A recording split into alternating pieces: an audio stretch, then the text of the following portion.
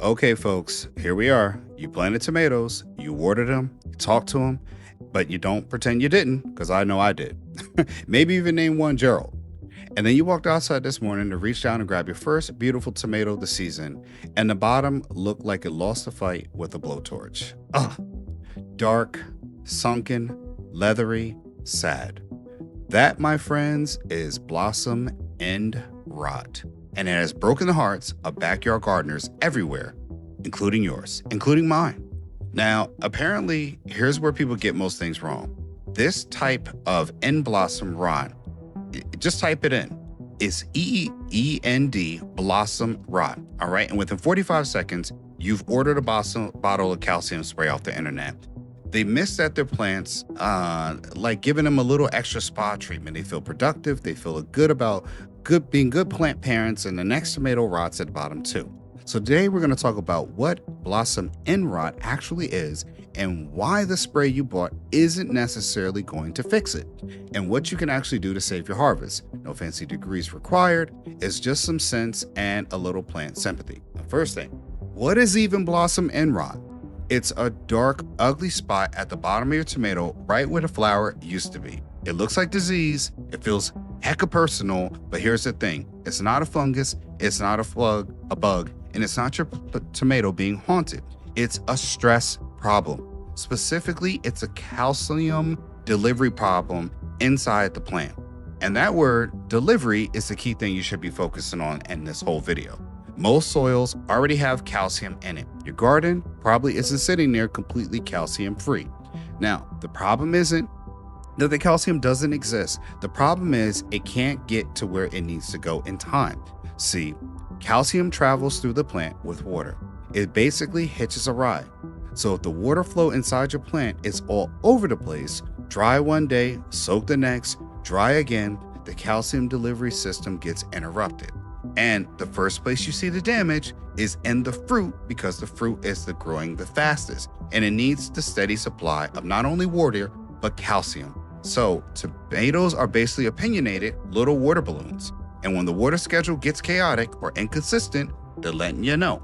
So what's the real villain here? Inconsistent watering. Say it again with me, class. Inconsistent watering. That's your answer. It's not some exciting rare mineral deficiency or soil curse. Inconsistent watering is the #1 cause of blossom end rot in home gardens.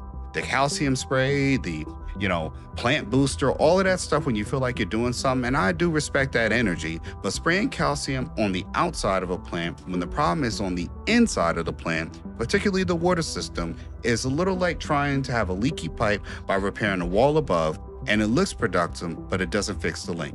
So what do we actually do? Let's walk through. I've identified the problem. What's the solution? I'll call this water mulch balance, all right? Don't panic. We're going to plan. Very official. And you don't have to worry about it, but it works. Step 1, get your watering consistent, all right? This is one I argue with my wife about constantly when we do balcony potatoes, tomatoes, and everything else. You want steady moisture, not swampy, not bone dry, just steady. The goal is to water deeply so the roots actually drink. Then let the top inch or two dry out a little, keyword a little, then water again before the plant gets stressed. The mistake most people make is giving the plant a little tiny sips every single day that keeps the roots shallow.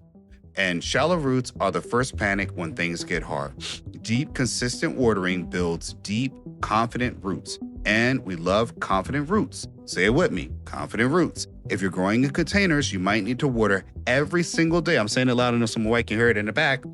In the heat of the summer, because the goal is consistency, same amount, same schedule. Your tomatoes like routine. They're like basically kids, and basically plants with a type and a personality. Here's a tip that sounds basic but genuinely helps. A cheap soil moisture meter takes all the guessing out of it. I'll have a link to the description section and below from my Amazon.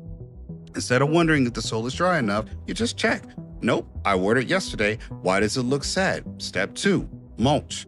I mean, mulch is an insurance policy, right? 2 to 4 inch layer of straw, shredded leaves, wood chips keeps the soil from swinging between soaking wet and completely dried out. Bare soil and full sun is basically a frying pan. It evaporates moisture fast, and temperature swings are wild, and your roots are not having a good time. Cover that soil up. Even cardboard underneath a thin layer of mulch is better than nothing. Step 3, avoid boom and bust cycles. Okay, this one's about habits, right? Try not to let your plants wilt hard, soak, then wilt hard again, all right? That's an express train to blossom and rot. And you've been inconsistent. Don't overcorrect by flooding them and go back to a steady routine and let the plant recover. Come on now, keep it consistent. Let's go easy on the fertilizer is step 4, especially nitrogen. Too much nitrogen pushes really fast leaf growth, and when a plant grows too fast, it can outpace its own ability to get calcium to the fruit. The balanced fertilizer used as directed is always better than dumping extra on and hoping for a miracle. The more is not always better. Next, check your soil pH. This is something I think I miss a little bit, but don't obsess. If your pH is way off, the plant struggles to absorb nutrients even when they're sitting in the right there in the soil. If you had blossom and rot multiple years in a row, a basic soil test is worth doing. Don't randomly dump lime on your garden because something on it or someone on the internet, not me, said calcium. Only add what you need based on real information. Step 6. Container growers, you gotta pay extra attention. Blossom and rot is way more common in pots because pots dry out faster. Saying it loud again so my wife can hear me. And if you're growing in containers, go bigger than you think you need. Use a quality potting mix and water on a consistent schedule. A drip system or even a simple watering timer can be a total game changer, especially during heat waves or when you're away for a few days. Remove the damaged fruit is step number 7 and keep going. If a tomato also already has blossom and rot and it won't heal, pick it off. It sounds sad, but get it out of here. Remember, one rots spoils the rest. And once you fix your watering schedule, the next round of tomatoes usually are completely fine. The plant forgives quickly, faster than most people, honestly. See my wife looking at me from the back right now over my shoulder. And when the calcium actually does help. To be fair, sometimes the soil is really low in calcium, and this can happen when fresh potting mix or very sandy soil that drains nutrients fast if your pH is running too low. In most cases, adding calcium to the soil, not spraying the leaves, can actually help. Garden lime raises pH and adds calcium. Gypsum adds calcium without affecting pH too much. But again, test first, stop guessing and dumping things into your soil to create new problems while you're still trying to solve the old problems, all right? Here's a short version. Blossom and rot is almost never a calcium shortage. It's calcium delivery. Say it again with me, class. Calcium delivery, all right? You don't need to spray your tomatoes. They need a schedule, so save your money. Don't put down that miracle bottle. Put it down. Walk away.